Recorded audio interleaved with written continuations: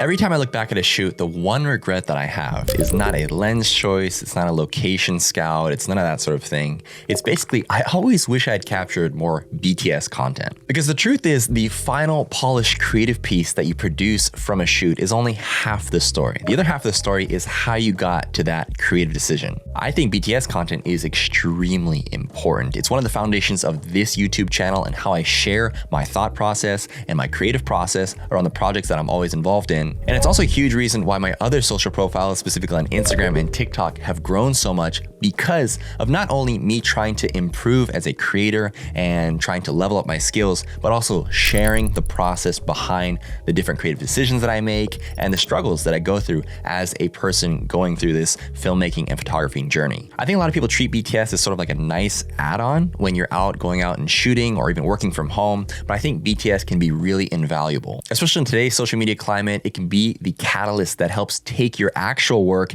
and let it travel and give it legs. And not only can it serve as a great medium to help grow your social outlets, it can also help you look at yourself and look at your process and help analyze different assets of it and figure out different ways you want to level up your skills and overall get better as a creator. I just think BTS footage is so underrated. It's a foundation of this YouTube channel. It's a foundation of all my other social media platforms. The BTS, I just think it doesn't get enough love. So in today's video, I just want to quickly break down why I think BTS is so powerful, how to capture BTS while on set with very low effort, and a simple BTS solution that I use all the time that allows you to capture BTS footage even when you're solo shooting. All right, so why do we even want to capture BTS while on set? Well, I think the bar right now is super high in all creative fields. Everybody's leveling up their skills. I'm scrolling on Instagram and TikTok all the time, and I'm seeing the level of quality and the content that's coming out, both at the professional level, but also even at the solo creator level. There's so many amazing creators right now creating crazy pieces, both in transitions, sound designs, text designs. It's almost overwhelming. Now, through the lens of sharing your work, aka trying to get hired more, but also growing your social media outlets, if that's something you're interested in, I think BTS can be a really strong factor. Showing BTS a view out and about in either locations or even in your room, showing the process behind how you make creative decisions is really important. It allows people to connect to you because they can see your taste, your decision making, your vibes, just how you flow around other people. And even if you're just solo shooting, whether it's landscape or you're just working with one solo model, it's a great way to show how you flow and how you work in your specific environment. Most importantly, it showcases how your brain works. And that's the one thing that people can connect to, especially on a creative level. I think also if you're looking to get hired more, BTS shows that you're an approachable person. It shows that you're just a human that goes out and creates spectacular work, and you're someone that can be reached out to, spoken to, and addressed because it just makes you feel more, I wouldn't say vulnerable, but just makes you feel more like just a regular person. Even though you may post really polished work, BTS shows that there's someone behind the camera, someone behind the lens. The final result is the result, but the BTS allows for a deeper connection with the creator. Now, BTS is important, but how do I specifically use BTS in my workflow? I use BTS all the time to showcase my thought processes when I'm thinking about framing, transitions, sound design. BTS basically helps me explain what I'm thinking in these creative decisions. Now, in terms of a growth multiplier, BTS content is a great insurance to have on any set. Utilizing these clips allows you to share different aspects of your shoot besides just the final product. Just to give you an example, a lot of times when I use BTS content, I could use one single shoot and then I could talk about different aspects like A, the sound design, B, maybe different types of lenses and gear that I decide to use for specific shots. I could do transition breakdowns, I could do different framing breakdowns, I could even go theoretically into perhaps art direction, set design, or location decisions. Technically, you could do all of this with just your final result footage, but BTS helps break that fourth wall and gets it more to a third person where you could talk through viewing a location through a separate lens besides just kind of like your POV. A lot of my own personal social growth, especially on Instagram, has exponentially grown since I started posting more BTS and thought process content. Now, I'm not talking about just strictly tutorials. There are a lot of different ways you could talk about BTS or utilize BTS in your content. When I started to make the shift from just sharing perhaps perhaps my favorite photos or my favorite videos or creative concepts that I had, I started to post more theoretical and thought-driven content. So I started to explain why I decided to make the creative decisions that I was making, why I was starting to use specific lenses for specific scenarios, why I was starting to use different sound effects to create different emotions, why I was deciding to stand at a specific location to frame my model. These kind of creative decisions happen in any field, whether you're a motion designer, whether you're a photographer, a filmmaker, a producer. You're making all these decisions almost on autopilot at all times. But when you step back and start to dissect these decisions and explain them to a broader audience, it makes you more, I don't know what the specific word is, but people can connect to you because they can start to go into your creative world and see your POV, your lens, and connect with you on a deeper level. It's really interesting to explain your thought process, and it also not only to just grow your socials, but it's also a great exercise in understanding why you make certain decisions, and it helps you grow as an artist also by thinking and figuring out why you're making decisions and how you can make these decisions quicker or better or change these decisions. It's really fun and beneficial exercise. Real quickly, I want to take a second to thank the sponsor of today's video, Higgsfield. Higgsfield is quickly growing to be one of the most creator-friendly platforms, and they've recently introduced the new Cinema Studio, a creator-first workflow that really helps the film production process. Cinema Studio is pretty incredible. It's a new way to create cinematic images and videos inside Higgsfield. You can start from a single intentional frame and turn it into a polished shot. And this helps creators get a premium film-like look with simple creative choices, not technical prompting. It basically takes out all the difficult aspects and wraps them into a single studio option that helps you get consistent results without iteration. One of the coolest features about it is that you can select from real cinema cameras and lenses. The camera and lens profiles act as style anchors to help keep your shots consistent and intentional. It's got a pro-level interface which helps prioritize results over complexity. This is pretty big for creators who need additional B-roll shots, reframing in videos, and it's just another tool that helps make the overall process a lot easier. Higgsfield's got all of the relevant models all in one place. So if you're interested in trying out Cinema Studio or any of the recent models, go ahead and click the link down in the description below. There's a special sign-up perk for anyone using my specific link. And thanks again to Higgsfield for sponsoring today's video.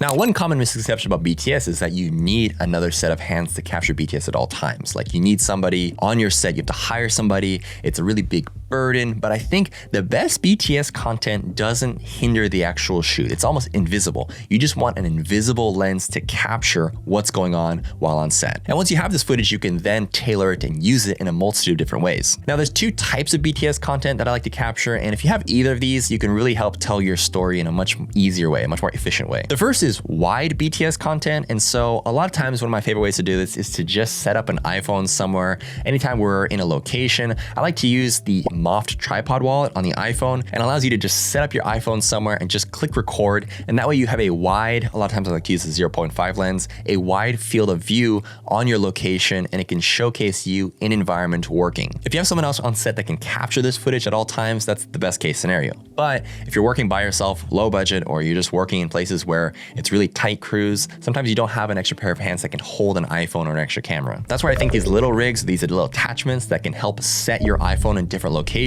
is a great option. Not just iPhone, but there's various different cameras that you can use. Like there's like the Insta360 Go or the DJI Nano. There's different rigs or cameras that you can utilize to capture these third-person POVs. The point being is that you want to try and capture as much BTS content as possible. The more that you capture, the easier it is to tell the story of the actual creation process. The other type of BTS content I like to capture on set that's really kind of low friction is POV BTS content. Now there's a bunch of different rigs that you can utilize for this. There is the head mount that you could use, perhaps like a small DJI Osmo Nano, or you could use an Insta360 Go 3S or something. One of my favorites is the chest mount. The chest rig is basically a MagSafe thing that you can attach your iPhone. You can basically just have it on you, and once you press record, you kind of just let it go, forget about it, and it captures kind of your POV, your stance of how you're going about in your creative shoot. Another favorite that I use all the time is this custom bite mount that I've talked about a lot. It's basically a MagSafe attachment connected to a GoPro bite mount, which really allows for that real kind of POV because it kind of moves with your head at the same time. I made a few different videos on how to capture POV content on this channel, but my point is there are different ways that you can capture POV content or just BTS content in general. The one that I use all the time though is the shoulder strap, the PGY Tech Beetle clip. I've also done a video about this with the Insta360 360x5. You could use any 360 camera, but the point is by utilizing an kind of offset location for the 360 camera, it allows you to see both you, your actual camera, and your camera's not blocking the actual subject you're trying to capture. And the great thing about 360 cameras is that you can go ahead and then reframe later in the edit. That's key because when I'm on set, I like to just go ahead and click record and capture as much as possible while I'm out filming. And then later, if I want to utilize these clips for short form content, so that's vertically, or for this YouTube channel, horizontally, it allows you the flexibility in post to decide how you want to frame things. This is honestly my favorite way to capture BTS content because it allows me the most flexibility. And although the angle sometimes is a little weird, if you get it too close to kind of your head, you get really warped. But the point is that you want to see the environment, you want to see what you're filming, and you want to see that you're the person filming it. And so those are the key things here. Now, once you've gone ahead and captured these clips while on set, there are a multitude of different ways that you can utilize this content. Some of the easiest ones are just basically showcasing the BTS and then the final product. You could do breakdowns where you have BTS content and then you do voiceovers and you talk about different things. You utilize this content on your YouTube channel, as I do all the time, of talking about your thought processes and picking a different aspect or a different style or a different kind of focus and then talking about that more in depth. The whole point is to utilize these clips in order to showcase your thought process in your creative decisions. As long as you have the content, the footage will be really valuable and you can recycle this in many different ways. You could talk about different aspects. You could use this in different formats. It's honestly super valuable. And I've utilized this so much throughout my short form content, my long form content. And as a creator, I think I've gotten better because sometimes I like to analyze how I shoot things, why I'm making creative decisions. And sometimes I make decisions while filming, or I have certain clips where I wish I had captured. When you have the BTS content, you can then utilize that even as personal growth to determine why you weren't doing certain things, maybe things that you want to capture next time, techniques that you're doing wrong. It's just, as I'm saying continuously, it's invaluable stuff. So as you move forward, anytime you're on set, I highly encourage you to try and capture BTS, whether that's just putting your iPhone down somewhere, getting a small little attachment to help it stand on its own, or investing in a cheap attachment, a cheap rig, or getting a 360 camera. Any style of BTS content that you capture, I think is going to be really valuable moving forward, especially in a time where people want to build trust with creators or creatives. It's a great way to connect with different people and also give your own final products, your actual creative work, legs to move on. Sometimes you create an amazing photo or you create an amazing video. Having the ability to share this multiple times in different formats across with people allows more people to see the beautiful work that you create and allows more people to connect with you. If you have any questions on how to capture BTS content, how to use it, or any other general questions, feel free to leave them down in the comments below. If you like my color grading, my sound effects, my animations, any sort of my presets, they'll also be linked down below my shop. It's a huge help to the channel. Thanks again for watching to the very end, and I'll see you guys in the next one.